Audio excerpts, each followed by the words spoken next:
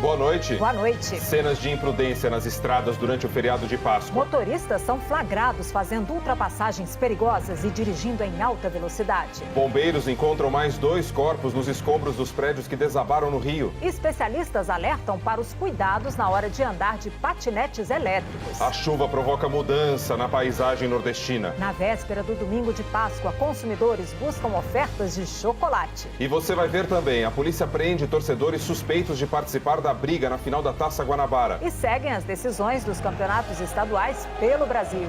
A partir de agora, no Jornal Nacional.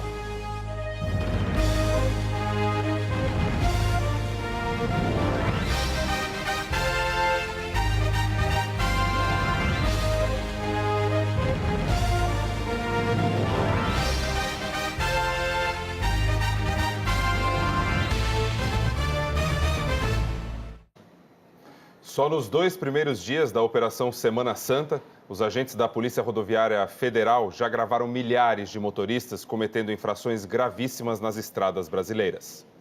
190 quilômetros por hora. Era a velocidade desse carro na BR-277, em Medianeira, no Paraná.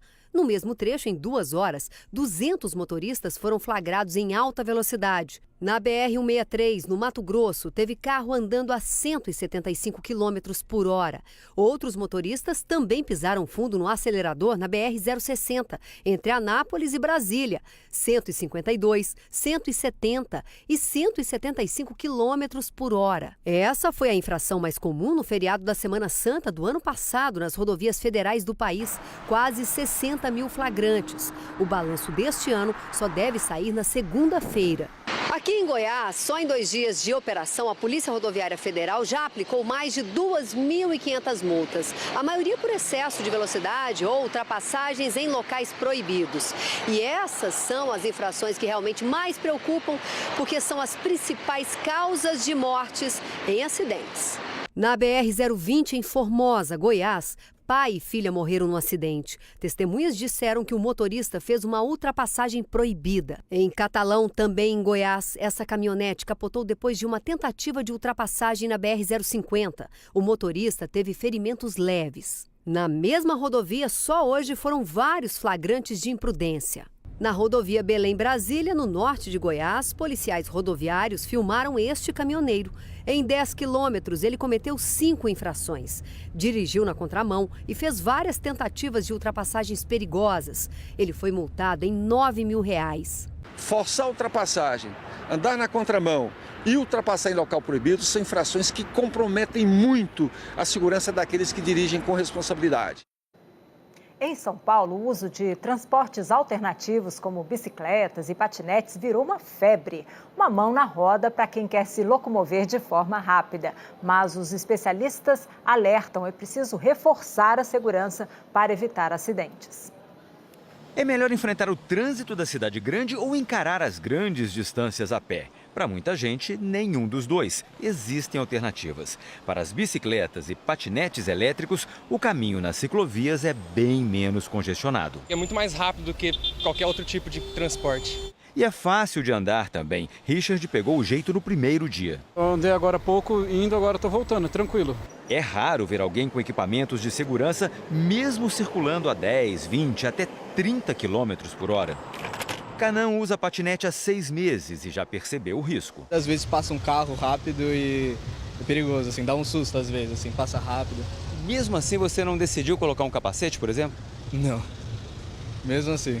A lei não obriga uma pessoa a usar capacete para circular de bicicleta ou de patinete. O Conselho Nacional de Trânsito nem reconhece o patinete como um veículo. Ele é considerado um equipamento de mobilidade individual, que tem poucas regras, como não ultrapassar 20 km por hora na ciclovia ou ciclofaixa ou 6 km por hora na calçada. Só que mesmo nessas velocidades existe perigo.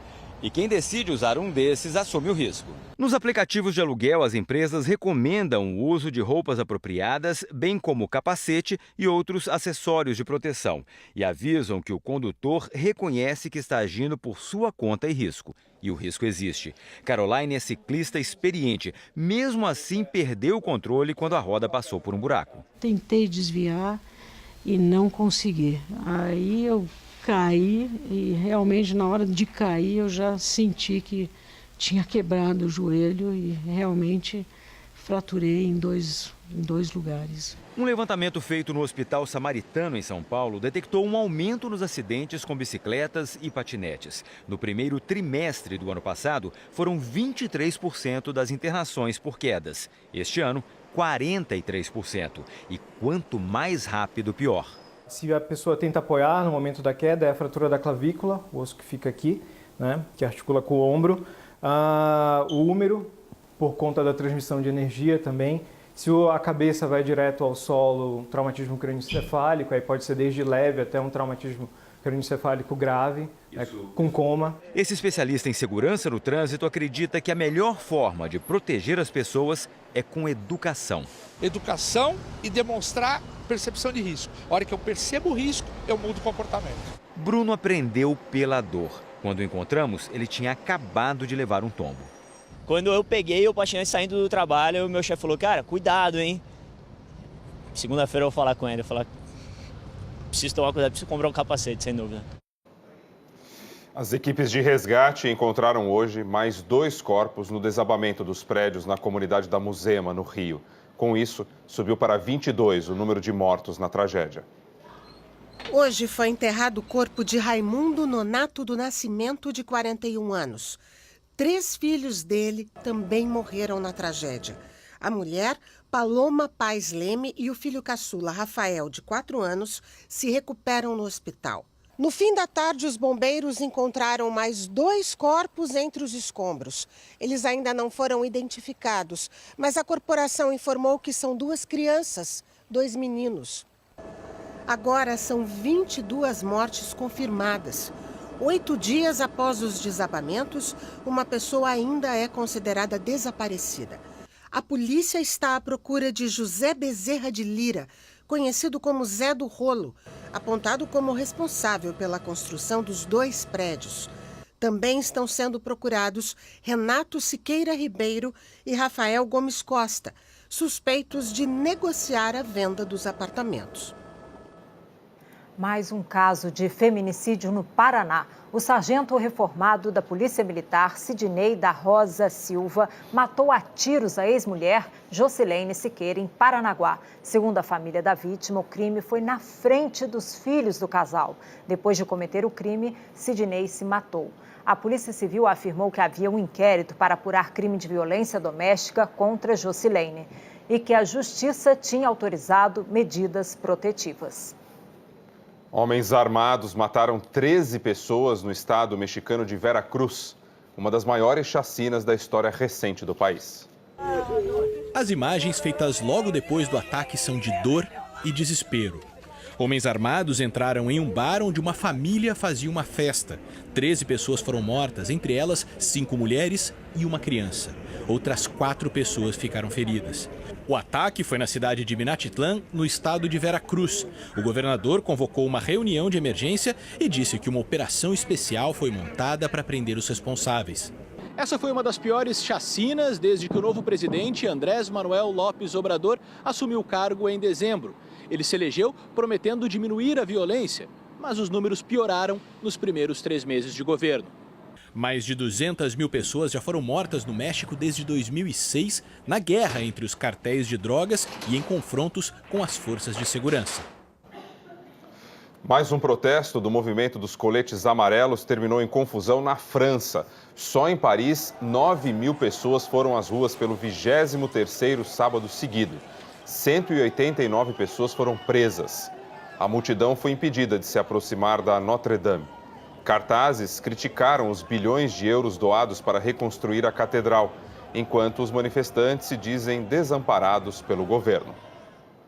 Aqui no Brasil, um incêndio destruiu parte da Igreja da Matriz de Monte Santo, a 360 quilômetros de Salvador. O fogo começou de madrugada. A própria população ajudou a salvar parte do acervo da igreja, que a gente mostrou ontem aqui no Jornal Nacional, durante a procissão, para agradecer pela chuva no sertão baiano. Essa chuva, aliás, que está caindo em parte do Nordeste, tem atingido principalmente a Bahia, o Maranhão e o Piauí. O repórter Alex Barbosa vai mostrar agora o impacto em dezenas de cidades da região. Mais de 3.500 pessoas estão desabrigadas ou desalojadas em Teresina. 15 mil moradores foram afetados com as fortes chuvas deste mês. 18 cidades decretaram situação de emergência no Piauí. Mesma situação de 15 municípios baianos, segundo a Defesa Civil Nacional. E 21 cidades pediram ajuda à Defesa Civil Estadual. Os reservatórios estão cheios. Dos 24 que abastecem o estado, 14 atingiram 80% da capacidade. No Maranhão, 25 municípios decretaram situação de emergência. Em Imperatriz, segunda maior cidade do estado, 3 riachos transbordaram e 800 pessoas tiveram de abandonar as casas. Em Boa Vista do Gurupi, na divisa com o Pará, o rio chegou a subir 10 metros e inundou mais da metade das casas. As igrejas estão recebendo doações de roupas e comida para ajudar os 2.000 desabrigados. Basicamente, nós precisamos de um suporte na alimentação, precisamos de colchões, mas também de medicamento. A Marisol está numa escola com um bebê e outros 2 filhos. Sua casa lá como é que tá? Tá alagada.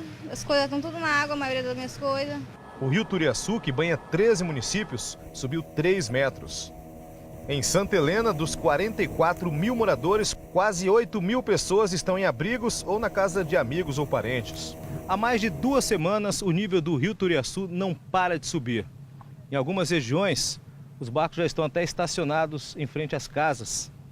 E as embarcações acabam sendo a única forma de as pessoas se locomoverem por aqui. O número de desabrigados só aumenta. E todas as escolas do município estão servindo de abrigos. Estão cheias de gente que não tem para onde ir. Claro, as que ainda não foram inundadas, né? Porque essa aí, olha só, já foi faz tempo. Há mais de 1 semana, a dona Maria Raimunda está ilhada. Nós estamos dormindo no quarto ali dessa casa aqui. Ele fez um giral e aí nós se deita na rede, cada qual na sua redinha e fica deitadinha. Quando é por lá de 6 horas da manhã, a gente tem que descer. 4.500 crianças estão sem estudar porque famílias ocupam as salas de aula. A dona Laura saiu de casa 1 semana atrás e não sabe quando volta. Perdi guarda-roupa, perdi cama, perdi sofá, porque na hora que a água chegou, não consegui tirar não. Em outras áreas do Nordeste, a chuva representa esperança para o campo, mas a preocupação é que o volume pode acabar não sendo suficiente para as plantações, como mostra a repórter Beatriz Castro. Os temporais que produziram inundação numa das regiões mais pobres do país também trazem uma boa notícia. É só chover e a natureza reage depressa. A caatinga cinzenta mudou de cor. É verde a perder de vista. O pasto voltou a crescer. E a água da chuva encheu pequenos reservatórios. Num cenário assim, o agricultor não espera para plantar. Feijão, macaxeira. Por que você plantou agora? Porque choveu. Mas não se engane com toda essa exuberância. É a seca verde que está de volta. Ela engana os olhos, ilude os agricultores com uma falsa esperança. Pode ter chovido muito em um curto espaço de tempo.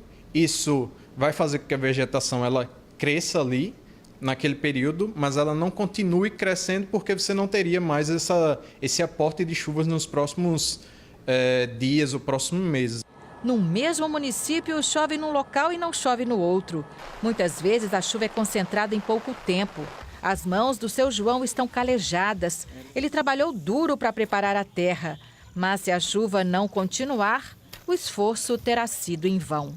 Perde tudo. Perde o trabalho, perde tudo. A seca verde também mudou a paisagem na Paraíba.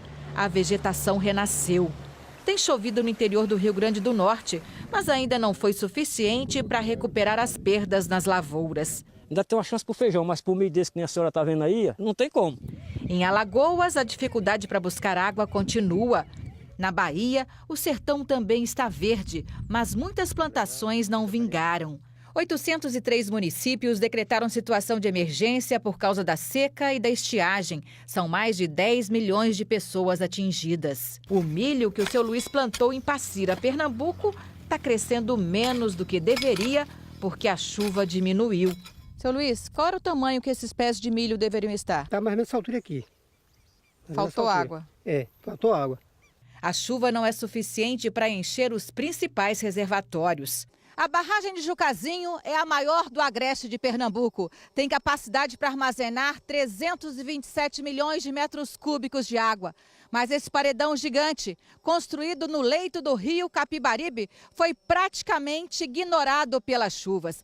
Ele armazena menos de 3% da capacidade. A barragem é responsável pelo abastecimento de 11 municípios e 240 mil pessoas. No Ceará, o açude Castanhão, o maior do estado, também preocupa. Está com menos de 5% da capacidade. Mas essa gente não desanima. José plantou milho na esperança de colher fartura no São João. Você espera colher quantos sacos de milho aqui? Rapaz, 100 sacos. Então a gente espera que seja maravilhoso. Vamos saber com a previsão do tempo se José vai poder ter dias melhores aí. Eliana Marques conta pra gente. Eliana, um bom dia. Bom dia, boa noite, socorro, me ajuda. Boa noite, não sai de mim isso. Clássico. Não sai. Boa noite, Rodrigo. Boa noite, Juliana. Boa noite a todos. Olha, quem está no sertão precisa saber que a chuva por lá ainda vai ser bastante irregular. Então, nos próximos 15 dias, a tendência é essa aqui, olha, de pouca chuva nas áreas claras aqui do mapa. Onde o mapa está escuro é o contrário, tem possibilidade de bastante chuva. E o que está deixando esse começo de ano aí chuvoso em algumas áreas do Nordeste é o Oceano Atlântico, que está mais quente que o normal. Isso favorece a evaporação e atrai a zona de convergência intertropical. São duas condições que aumentam muito a chuva, principalmente ali entre o litoral do Maranhão e do Ceará. Amanhã, São Luís, Teresina e Fortaleza ainda estarão no caminho da chuvarada. Já as capitais do Nordeste que ficam no litoral leste da região, como Recife e Salvador, terão menos chuva. No sul, risco de temporais em grande parte da região por causa de uma frente fria que continua avançando. Os maiores volumes são esperados aqui, olha, no norte do Rio Grande do Sul, sul e oeste de Santa Catarina e sul do Paraná. Porto Alegre terá um dia encoberto, chuvoso, com queda na temperatura máxima de 21 graus. E Floripa e Curitiba vão ter uma refrescada aí por causa da chuva. No norte, Belém, Macapá e Manaus são as capitais que estão na rota da chuva mais intensa amanhã. No centro-oeste são aquelas pancadas isoladas, mas que podem ser fortes. E destaque para esses 39 graus de máxima em Cuiabá. Em Brasília, 10 graus a menos, máxima de 29 graus, pode ter essa chuva isolada também. Brasília faz aniversário amanhã, 59 anos. Rodrigo e Juliana. Parabéns, então. E onde vai ter sol no domingo de Páscoa? Olha, sul do Rio Grande do Sul, também grande parte da Bahia. No sudeste aqui, grande parte de Minas, do Espírito Santo, no Rio de Janeiro e em São Paulo, no norte do estado e no Vale do Paraíba. À tarde, a umidade do ar pode cair muito nessas áreas que estão aqui em tons de amarelo e laranja. Se você sentir sua garganta ou seu nariz secos, beba mais água, reforce o filtro solar e evite o sol. Calor acima dos 30 graus aqui nas capitais do sudeste, com previsão de chuva somente em São Paulo, uma chuva fim de tarde, noite, então quem estiver voltando do feriadão aqui para a capital, muita atenção nas estradas. No Rio de Janeiro, sol e calor amanhã, segunda-feira também, na segunda pode ter uma chuva isolada e só à noite, agora na terça-feira aí sim a chuva aumenta, dá até uma refrescada por lá e olha, a gente colocou o Rio aqui com essa previsão mais estendida porque tem muito carioca sortudo, viu? Que emendou aí a folga da Páscoa com a segunda e a terça-feira, porque terça é dia de São Jorge, feriado municipal no Rio, vai poder aproveitar esses dias aí, um pouco mais de chuva só na terça-feira. Isso aí, sorte de quem puder esticar, né? Uma boa noite, viu? Bom domingo. Boa noite. E Juliana vai. Para todos. Obrigado. E Juliana vai celebrar o aniversário de Brasília, em Brasília. Em casa. É verdade. E como será o cardápio da população mundial dentro de 30 anos? E como vamos conseguir alimentar tanta gente? As respostas estão numa exposição do Museu do Amanhã, no Rio de Janeiro. Quanto mais gente no mundo, maior o tamanho da fome. E também a necessidade de terra para plantar e de água para irrigar. Se a alimentação for carnívora, os impactos sobre o meio ambiente são ainda maiores. A população do planeta continua crescendo, já somos mais de 7,5 bilhões de pessoas e as projeções da ONU são de que em 2050 chegaremos a 10 bilhões de pessoas. A pergunta fundamental é: haverá alimentação saudável e nutritiva para essa gente toda? Porque tem que ser para todos, tem que ser para todo mundo. A gente veio buscar as respostas aqui no Museu do Amanhã, no Rio de Janeiro. Vamos conferir? O desafio é gigantesco. Se não houver mudanças no cardápio, teremos que aumentar em 60% a produção de alimentos. A exposição é interativa. Você clica na geladeira os alimentos que mais gosta e ela responde. Tomate, batata, alface, melancia, maçã. E qual foi o resultado da conversa com a geladeira? Deu que eu tô me alimentando bem. Você gostou do resultado?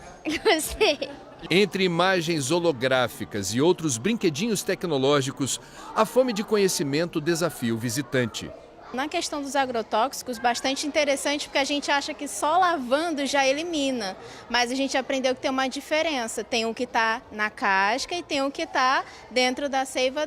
Então, a gente não está totalmente livre disso, entendeu? Dá até para copiar receitas sustentáveis no celular, como formiga crocante ou nhoque verde. Tem várias opções que, para mim, era bem diferente, que eu nunca vi e que ali tem até receita indicando como fazer e como comer. Dá para encarar? Vamos tentar. Quem não pode acompanhar com os olhos, sente com as mãos. É hora da refeição. Hambúrguer. Eu quero. Eu como. Muito bem. E formiguinha? Eu não. A mesa revela receitas originais com direito a insetos nutritivos. Claro que a gente não vai ficar comendo grilo in natura pegando no jardim, mas eles vão ser processados para fazer parte de massas de pães, de macarrão, e tudo isso vai tornar esses alimentos que são ultraprocessados, mas nutritivos. É isso que a gente precisa para o futuro, uma alimentação com sustentabilidade, com nutrição e com menos desigualdade no campo. Daqui a pouco, o aumento dos casos de dengue leva postos de saúde de Belo Horizonte a abrir aos sábados. E a corrida para as compras de última hora do chocolate de Páscoa.